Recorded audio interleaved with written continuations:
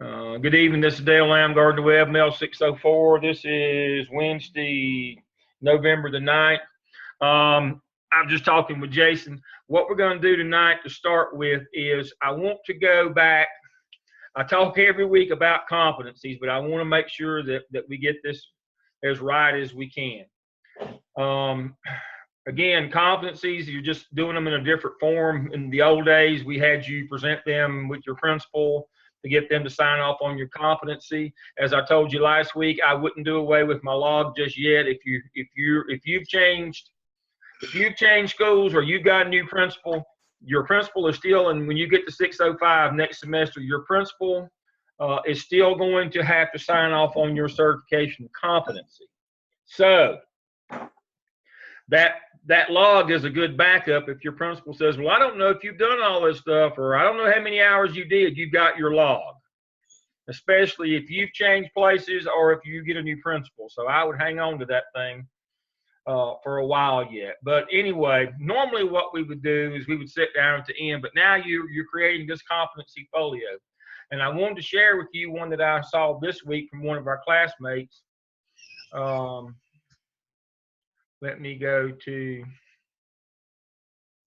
pastoring. This is Tiffany Nichols. She's one of our classmates. And I like what Tiffany did. What Tiffany did, she just copied and pasted her entire components in there from the evidence artifacts. Didn't even bother to, I mean, that's a great idea. It says it can come from evidence 1, so she just put 1A, which has embedded in it her PLC minutes and PLC correspondence. She didn't bother to pull them out separately. That's great. That's smart. That's a great idea, Tiffany, if you're listening. Was she able to do that with every one of them? Every one. I know Tiffany pretty well. I'm going to be talking to her soon. Every one. She just went through, and now remember, here's your cheat sheet. I have given you that document that shows you where you find these things in your evidence artifacts and which component it is. And so on your evidence artifact components, it says 1A is communication. So she just went to 1A, copied it, dropped it in there. Didn't even bother to pull anything out of it. That's smart. That's working smarter, not harder. I love that. And she did that for all of hers. Look what she did. Okay, here's the second one, change management. The PowerPoint that she did for the AppTel, she just dropped the whole PowerPoint in there. How smart is that? Artifact 2D for conflict management. I mean, I love it when a plan comes together. I mean, she didn't even bother to go in and pull individual pieces out, which would take more time. She just dropped the whole thing in there. Hey, that's perfectly acceptable. I love it. Great idea, Tiffany. Dr. Lamb, when do we need to have these done, the competencies? They'll be due next semester. Okay. We just have to have them done before it's all over with, right? Right. But I've encouraged students to go ahead and do them as, just do them at your leisure. If you spend more than 3 hours on the whole thing, you're doing too much. I love the way Tiffany did hers because she's got to have saved some more time off that 3 hours by doing it this way. I love it. And so remember the document that I shared with you last week. Let me see if I can go back and find it. Let's see.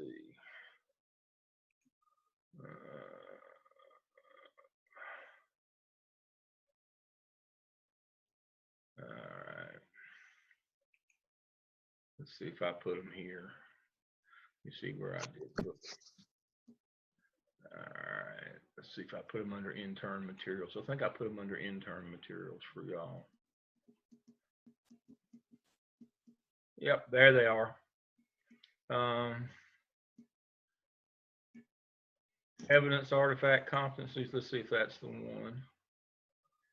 And I'll show you exactly what Tiffany did, which is brilliant, by the way. Is this the right one? No.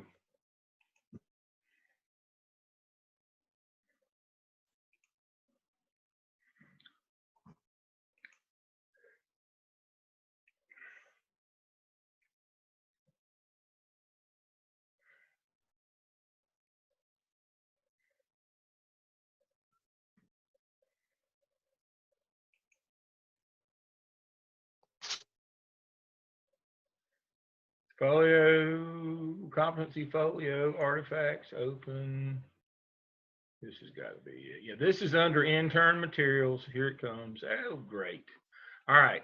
I hope you can all see that. So what Tiffany did, when it said communication, which is number 1, can be found under task and task stream app cell component A, she just copied the whole A. She didn't bother to pull it out. That's smart. That's a good idea. And so she just went down the list where it said, oh, this is that. I'll just take and grab that whole component and just drop it in there.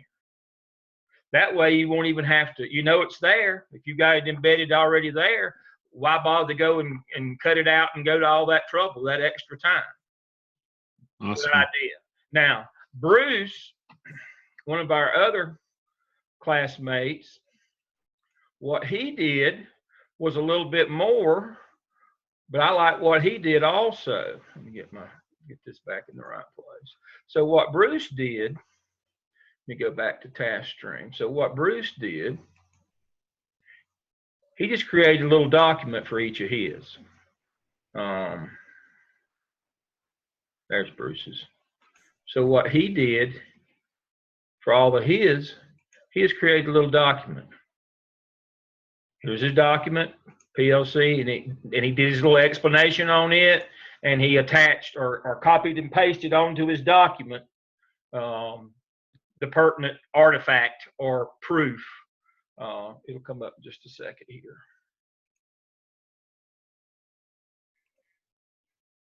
Here it comes. So he did his this way. Here it comes.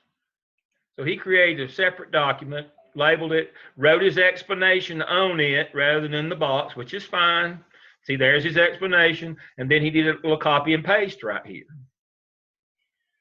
And there's his copy and paste of his email. So you can do it either way. Those are good ideas. And then we had folks like Drew, who did his this way. Again, let me go to Drew's. Drew did his.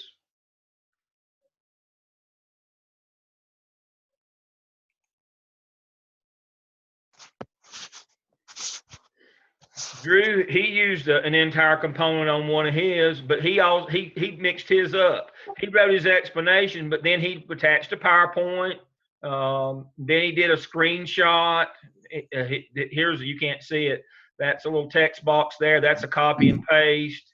He did a screenshot. He just mixed his up. Any of that is fine. Any way that you want to do it, if you want to create a separate document, copy and paste onto it.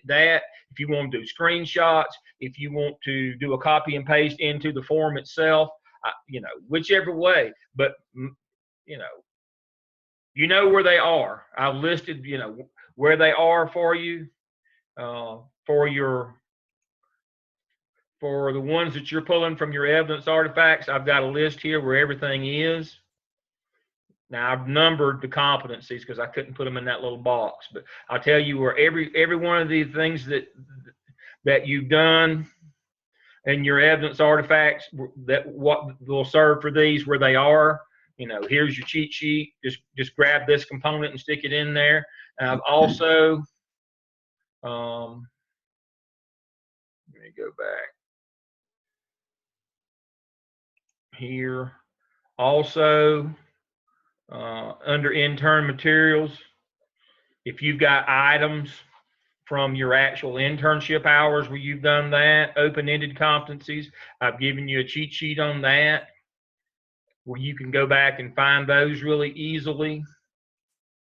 And so I've categorized each of these for you.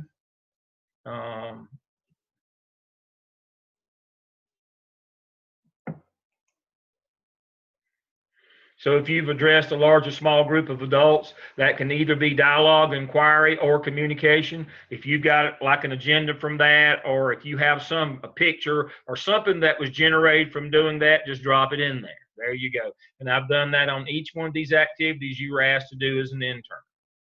I've categorized them for you. attend a school improvement meeting. That's a systems thinking competency. If you've got an agenda or minutes from a school improvement team meeting that says that you were there, just drop it in there. There you go.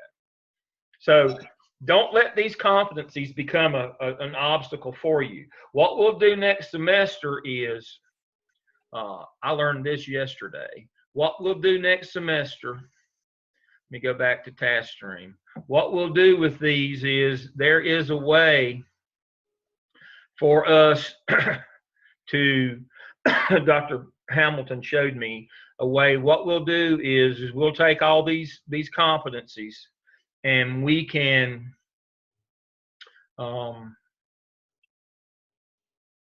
dump them over into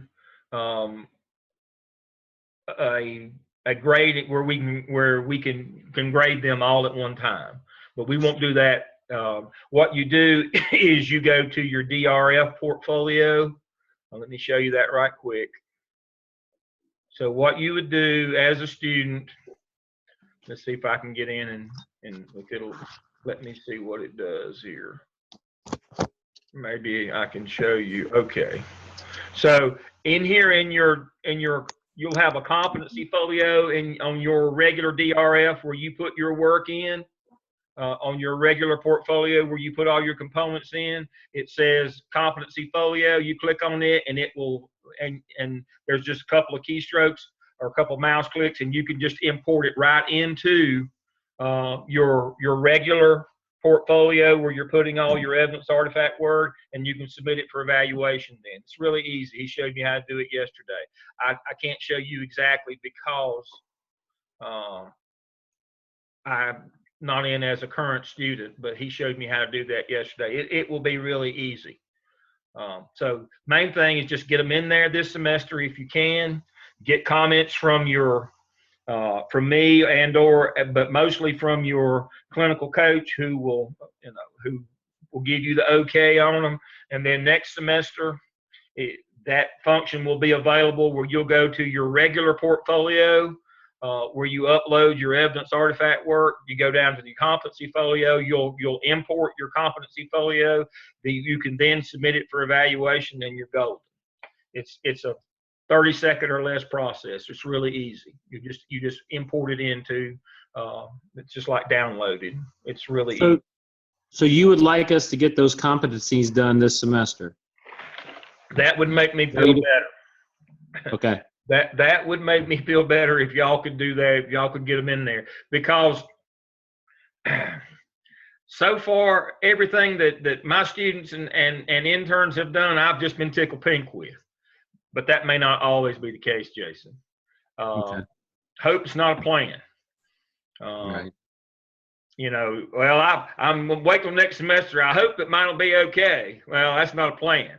A plan is you try to get them in there, or at least get 2 or 3 or 4 in there this semester, and get a feel for how your clinical coach feels about them, and see how complete. Now, I have one of my former students. Her clinical coach is out of the country right now, so I had her go ahead and put some in, and I reviewed hers, and I had her go back and put more things in.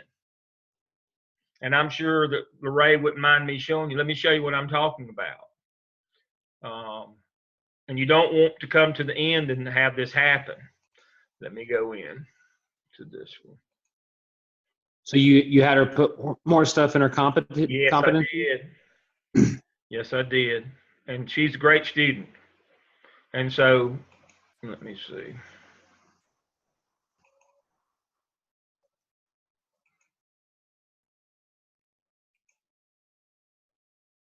All right. So what she did initially, that's what she did right there. I met this competency by delegating responsibility within our science team to best, and so I wrote, please attach an artifact as proof. I just didn't think that was enough. Mm-hmm. And so she went back and did that for me. Went back and put an attachment in for me that showed me that. So, Can I have you back up on something real quick, Dr. Sure. Lamb? You were talking about that process only takes 30 seconds, just a couple of clicks. So when we get done with these competencies, we're moving them over into your regular portfolio where your evidence artifacts are so they can be graded. Okay.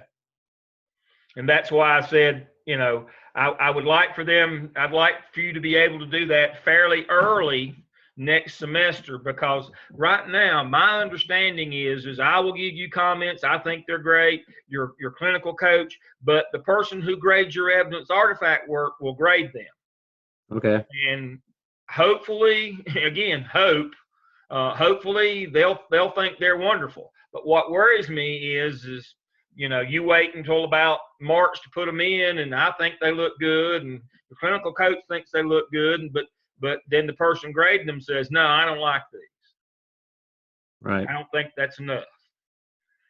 That always scares me. And what I was kind of is desirous, I guess, is the word. I'm desirous of, let's get something in there this semester and get a feel for how it looks. And so that early on next semester, you can submit them, that quick and easy process for submission. And then hopefully, again, that word hope again, that your evaluator will like them. Okay. But at least you got time to fix them if they don't. It always worries me that, if we come up near the deadline and, we have an April 1st deadline, we get near that deadline and all of a sudden, panic sets in. Right. So this is a whole nother thing that's going to get great. We've had all of our artifacts and all that, but they've been evaluated and graded. Now this is the final thing being graded. Yes, and for competencies. Again, what would happen in the past is basically we would, the internship supervisor and the principal would sit down. You would present your proof that you did your 400 hours and that you met the 21 competencies in that time, and basically that was the grading. But so these will be graded in the end, just like any other work that you do. It's going to be a formal grading now. Now, your principal's still going to do certification of competency, which basically they give you a grade. Your principal will give you a grade, but this gives your evaluator a chance to give you a grade also, because in the past, both of them gave you a grade on certification of competency. So it's just a different way. Okay. It's nothing new. It's just a different way. And quite honestly, this again is, as I've explained before, this is for accreditation. We're having to gather this. We did this in an informal meeting or a meeting in the past, but we didn't have any record other than just competency was checked. We had to check that you met each individual competency, met or not met. And then we went from met and not met. It went to not met, met, and then or meets and then exceeds. But we didn't have any data. We had nothing to show proof. That's why I keep calling these proof. We didn't have anything to show proof for accreditation that you had actually met those competencies other than we thought so. And so now we're having to capture that proof. That we have to have a system that captures that proof. It can't be informal any longer. As I told you, NCATE and SACS have now become CATE, and one of the things that they're big on is capturing data. They want proof of everything. They don't just want us to tell them, yes, they met the competencies. See, we checked all 21 competencies. That's not good enough for CATE. They want to see proof of those 21 competencies. So this is not per se a Gardner Webb thing. We didn't just decide, let's do something that's going to be extra for students and really make them work hard and give them a hard time. This was, we have to design a system that captures the proof of their competency, just like we capture the proof that they've met their 37 descriptors by doing their evidence artifacts. It's the same thing. Right. It's just a proof thing. So that's the deal. Great questions, though. I always like it when somebody comes on here with me, so it reminds me of the questions, the things I need to be answering for you. All right. The discussion board work. I have another question for you then. Oh, yes, please do. And I think you answered it when we met, but when I went to turn in, or just I was looking into when I go to turn in my final A through E AppTel, Mm-hmm. there's the form you have to complete that Right. you gave advice on that before Mm-hmm. on how to do it. Yes, and it's Is that that document. That document can be found under Task Stream Tools. Go to Task Stream Tools on our main menu. I hope you can still see that. And go down to Writing Task Stream Summaries and Descriptors. This is Okay. when you click on that Complete Form button with that final submission, A through E, for each of the 6 evidences, A through F for the SOP. They'll ask you for a summary and for your descriptors. Hopefully you wrote your descriptors as you went along in your papers. If you didn't, it's not a big deal. I have, again, a cheat sheet on how to write a quick summary and descriptors for Task Stream, and this is what they want to know. And so for each of the 6, there's a set of questions. So here's what it's going to look like when you click on that button in Task Stream. It's going to have a 3-part summary. All right, so now, for the app cell, I have 9 questions for you to answer, 1 paragraph each. If you can answer these, it will fill those 3 boxes. And it kind of goes 3, 3, and 3. You'll figure that part of it out. But I would just write this as basically a narrative. I would write 9 paragraphs, cut them into 3, 3, and 3, and stick them into the box. And then for each individual evidence artifact, I have a different set of questions that are specific to that one. It's not a common set of questions for them. They're specific to what you did in each of those.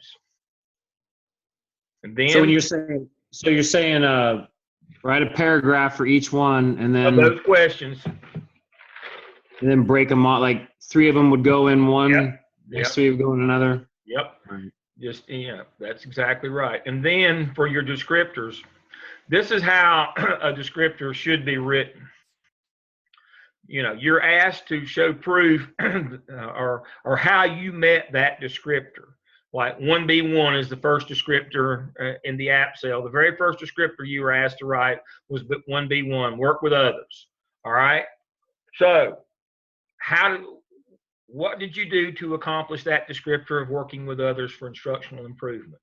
So content, what was done? I formed a PLC. Process, how it was done. I got all the math teachers together. Analysis, what happened as a result? We decided to do algebra 1A and 1B rather than just year-long semester algebra, that we'd break it into 2 semesters. Outcome, we implemented it. Didn't take any extra staff development. It's just a different pacing guide. We did get it implemented. It was very successful. Kids did much better having algebra over a whole year than 1 semester. Reflection, evaluation, cost benefit, worthwhile, continue. It was worthwhile. Didn't cost us anything extra. We will continue it because test scores told us it was the right thing to do for certain kids. Okay. That's how you write a descriptor. We want to know content, process, analysis, outcome, reflection.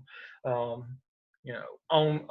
each of the 37 descriptors. Now, in that same area,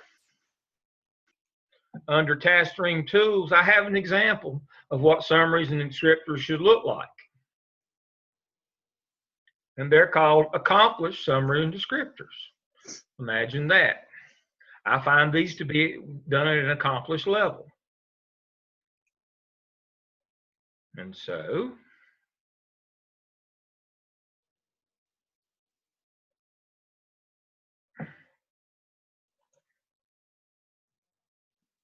and there's your 3-part summary. And there's your descriptors. There's 1B1, work with others to systematically consider new and better ways of leading for improved student achievement. For all students and engaged stakeholders and change, I addressed descriptor 1B1 and evidence 1 app cell by creating a math PLC in my school designed to focus on new strategies for mathematics instruction as our department implements common core standards for mathematics. Now, Carol writes long sentences, but there's just 5 sentences there. Mine would be shorter. And then she goes through each of those steps. And so if you don't know what they're asking you, this is a good thing. Oh, that's what they meant by asking me. If you don't know what helps organize targeted opportunities for teachers to learn how to teach their subjects well in engaging lessons, read hers, and it will say, oh, that's what they're asking me. She did that, but this is what I did along those lines.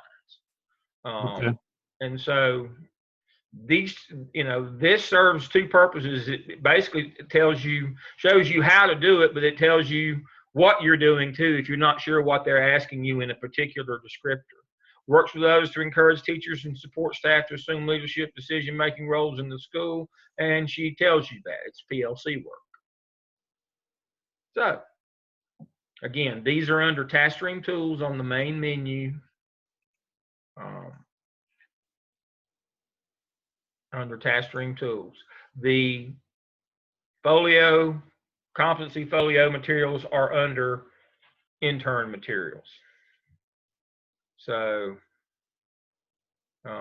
writing task stream summaries and descriptors, accomplished summaries and descriptors, and then to help you with your competency folio, that's under intern materials. If it'll come up, here it comes. And the two that you're most interested in are open-ended competencies and competency folio artifacts. Okay. All right. Go back to the screen before that, would you? On a whole nother question. On the Task Stream Tools? Yeah. Okay. Well, maybe it wasn't that. Did you? Oh, yeah, right there at the very top. Mm-hmm. The final evidence narrative templates. Is this your Is that a recommendation of how to do like an A through E? It's already formatted APA margins, the proper way to cite reference. I need to do that then. If you need a little help, here are you some templates. We'll open one up and look. Because mine's kind of, yeah. You write them at such different times, or yes, that's correct. And so you don't have to use this. You can just use it as a guide, or you can copy and paste your work into it, and it should format the proper way. But it has the cover sheet, the spacing, you put your name there. It has the directions. Oh, wow. It has, now the abstract, please remember, that's just that summary you just wrote for Task Stream that goes with it. You just taking that summary. I told you just to write it as one document, stick it right here. There's your abstract.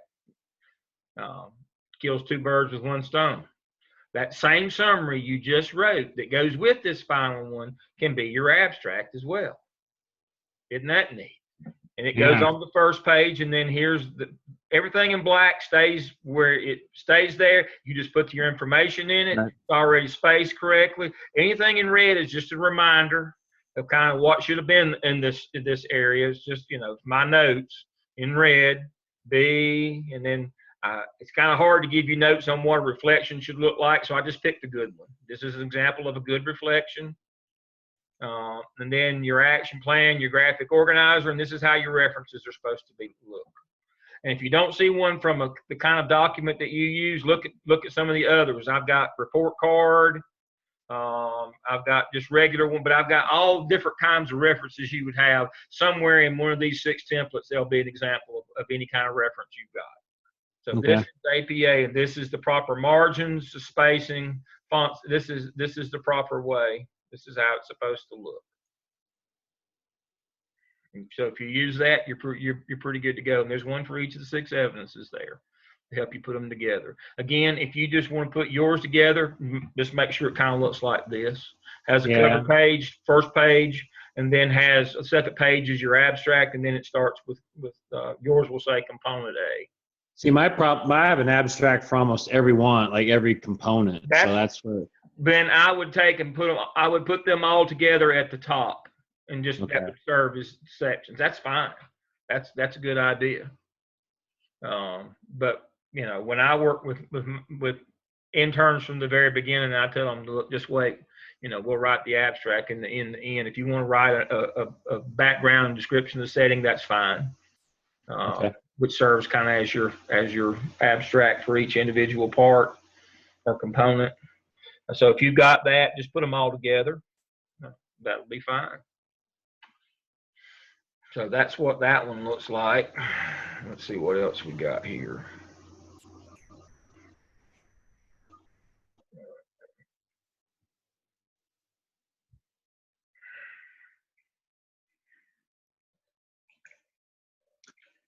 Everything that you've provided to us, Mm-hmm. 601, 602, 603, 604, there's some really good stuff in all of this. Mm-hmm. Like, especially, you give at the end of this, you give us like some of the interview advice and all Yes. that. Yes. How long should we start getting this into our own drive, or how long will we Yes. have access? You're supposed to have until the end of the program, but I never bet on that, and so that's why I always tell you I would sometime toward the end of the semester I would download all this stuff, Okay. just in case it disappears over Christmas. Uh, and here's the next one, and you can see it's the same format for each of these, and then down here at the end. Um, and again, some different kinds, but yeah, that's kind of what it looks like. But yes, I would go ahead and start looking. Yeah, when we get to Zoom session 14, this will open up for me now. I'm going to attempt to cover all this in one session. I might cheat and start in 13 because you can see I've got a lot of stuff to cover. I've got, Right. this is wrap up and interviewing, 5 things to bring to a job interview, top 10, my top 10 for job interviews, 2-page evidence summary. Um, I suggest that you write a little 2-page summary because one of the 5 things you bring to a job interview is your portfolio. Well, you can't bring your evidence artifact portfolio because it's going to be hundreds of pages and all that stuff. Right. But if you could just write a 2-page kind of summary of it, and I've got an example of that. When they ask you, what'd you do in your portfolio? I know it's kind of like national boards. What'd you do? Well, right here. Here's these 2 pages. And you can speak extemporaneously about it. You don't read it to them, but if they're really interested, you can put it in their hand and show them. These are these 6 evidences I did. Here are the things that I did during this portfolio. That's like national boards, because a lot of principals didn't go through this, and they're kind of they'll have a question. They want to know what you did. Mm-hmm. You didn't have to take that exam. What'd you do? Right. Well, here's a synopsis, 2 pages at the most, of what I did. And then there's different kinds of interviews. Your first interview is, they do a kind of a cattle call where they, everybody that applied gets either a written interview or an oral interview, and that kind of thins the herd down to a more manageable size, because it costs a lot of money to put people through this process because of background checks and all those other things that have to be done. And so they have a way to thin the herd. Either you'll get a written first interview where they give you scenarios, or you'll have they'll use the Gallup information, which you'll cover the Gallup information in the book Strength Finder next semester in 605 by Rath and Conchi. It's an extension of that. They'll ask you those questions to determine your strengths and determine whether you answer the questions correctly or not. And there's some landmine questions. There's five sections of 12 questions, and if you hit one of the landmine, you don't go past that section. So I'll go over that with you. The second interview is in a group interview. What's different about that interview is that you have lay people, and you have to learn how to speak and not use acronyms and jargon so that they understand you. And so I have a PowerPoint where basically you translate our language into the language of lay people, because you may have parents on that group. If it's secondary, you may have a student. The AP, the assistant principal might be sitting in, and you'll have some teachers. So it's usually an AP, teachers, parent, and sometimes student for secondary, and it's a different group. And so you have to learn how to speak to that group so that they understand you. So that's the second level interview. The third level is the principal. I have a set of questions that principals ask. There's 56 or some ridiculous number, but most of them are duplicates. They've been put together, but you can see the kind of the themes of those questions. That'll be one-on-one interview with the principal, and that's when you use your jargon and your acronyms, because you and the principal, you should be able to speak to them in their language. Mm-hmm. And so that's the third level. And then the fourth level, a lot of superintendents are now interviewing AP candidates or area superintendents, and a lot of times the superintendent is interviewing them, and they'll want to talk big ideas like 21st century skills. And so I have the short form and the long form, and I also have North Carolina's vision of 21st century, which is future ready. And then I have what I consider to be probably the most important of that group is you can, yes, you should be able to speak to 21st century skills, but the superintendent's going to know how would you go about implementing those 21st century skills in our schools. And so I have a really good document here, the 6 steps how to implement. It's a how-to. So if the superintendent says, "Oh well, you're very familiar with communication technology, 21st century skills," all right, wise guy, how would you go about implementing those? I'm glad you asked. Here are the 6 steps to implementing those skills. So those are the 4 levels of interviews, and I've got some other things. And so it might take me 2 weeks, so I might start on the week 13. But these will help you hopefully to weave your way through the minefield, which is interviewing now, the 4 levels of interviews and what they're looking for at each level. And so I think this will be particularly helpful to you. Yeah, sure. We're having a lot of success with our folks getting through the interview process and getting jobs. And not only that, it came out this week that one of my students and interns, intern, that I always use it as an example, Vera Woolard was named Assistant Principal of the Year in Union County Schools this week. Nice. So that's what we're looking for. Now, we all knew that Vera was a star. I mean, that had nothing to do with me. I probably held her back. But, that's what we're looking for, is for folks who come through this process, not only to get a job, but to excel in that job. The whole portfolio, teaching you how to build the school improvement plan, all of the work that we're doing as interns, the 400 hours, all that stuff. That's will affect how well you do your job. But this is important too, this interviewing. It will all be for naught if you can't get the job and display all these skills that you've worked so hard to acquire and to hone during this program. This fresh hell that we put you through for nearly 2 years. If you don't get a chance, if you can't get through the interview process, you won't get a chance to show all these wonderful things that you've learned and the things that you can do and your skill set. So that's why I think it's important to also to kind of help you navigate through that minefield, which is interviewing. And so I always try to leave you with that, because I want you to get a job. I want you to be great. Our kids need people to be great, better in leadership positions, not just be average. We need people to be great. Right. And I'm so proud of Vera. Again, I didn't have a thing in the world to do with that, but I'm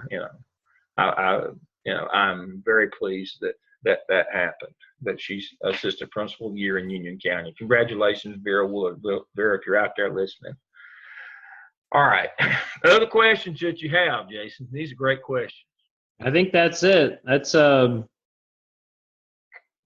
been racking my brain trying to think of more, but that was the main stuff, is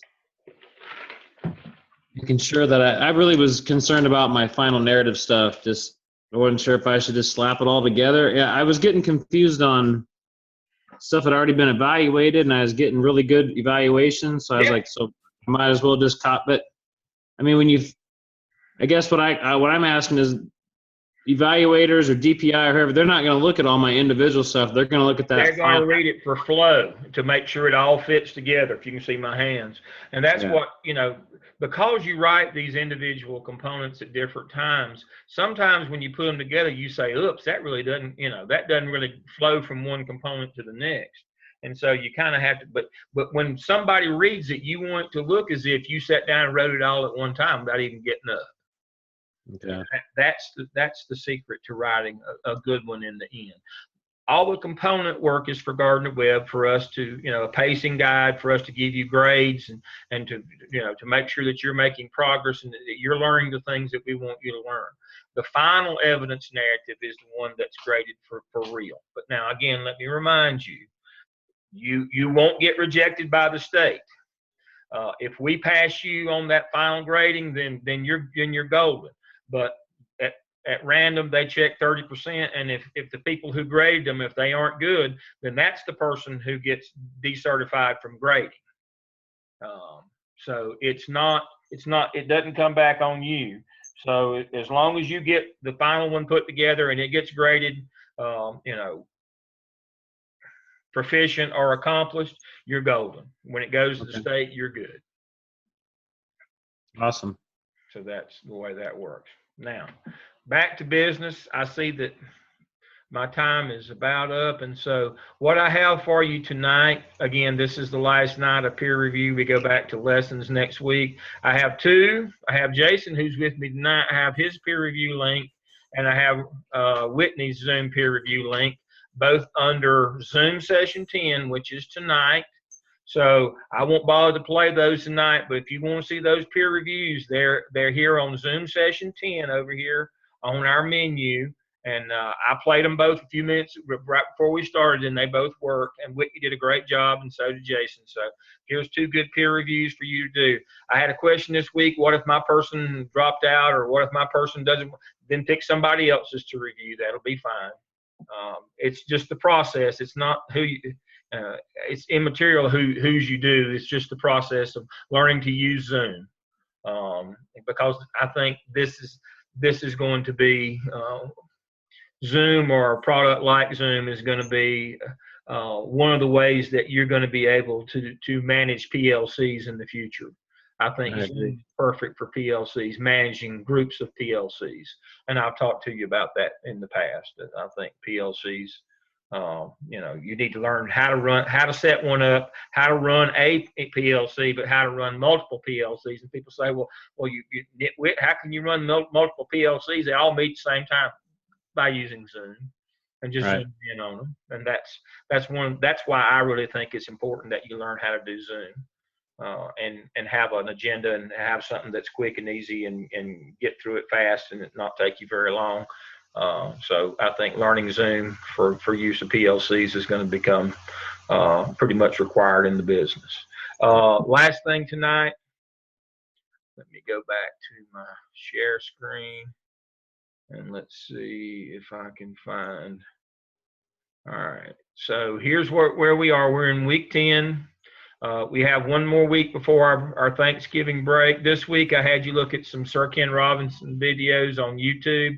These things are really, really good. I highly recommend that you do that. Your discussion board basically is how does the information presented by Sir Ken compare with the information studied in your text? And so, write me a couple sentences on that. Doesn't have to be that long, but do watch those two TED Talks if you would from Sir Ken. For this week, you should be at SIOP Component D peer reviews. You should be that far along by now, and your AppTel final A through E should be ready soon to go into task stream for evaluation. Now you've got obviously a little more time than that, but I like for you to kind of get wrapped up by Thanksgiving if possible. But if you don't make it and you got to work on it over Thanksgiving, I get it. But don't let it take you, much. Try to get it. Try to be done by Thanksgiving if you can. If you can't, with your work this semester, your evidence artifact work, certainly get it done over Thanksgiving. Don't let it take you into December. That scares me. Again, hope's not a plan. And when we get to week 13, hopefully I've got some things to cover for you, but I'll probably start with interviewing on week 13 at second half of that session, and that'll take us through week 14 on interviewing. So that's where we are. Everybody seems to be pretty much on pace with their evidence artifact work. Everybody's keeping up. I really hope that I haven't worked you too hard on the weekly assignments and the discussion boards. It doesn't seem like that those seem to be reasonable. I hope that they are anyway. And I hope that everybody understands how to do competency, and it shouldn't be taking you that long. I showed you some different formats tonight of how you can do that quickly and easily. You know, Bruce did his different than Drew, and Tiffany did hers different than those, and that's fine. There doesn't have to be one way to do this. It's up to you how you want to do it. All right. All right. Jason, I'll get down and see you, I guess. Beginning of next semester, I'll be in Cary. So, your football season about over? Tomorrow's our last game. I thought so. Yeah. Thursday's in middle school. Yep. Yeah, Thursday's in middle school. Well, good luck to you. Thank you. I appreciate it. Everybody, I'll see you next week. Y'all have a good week. Thanks. Thanks, Dr. Lamb. Thank you.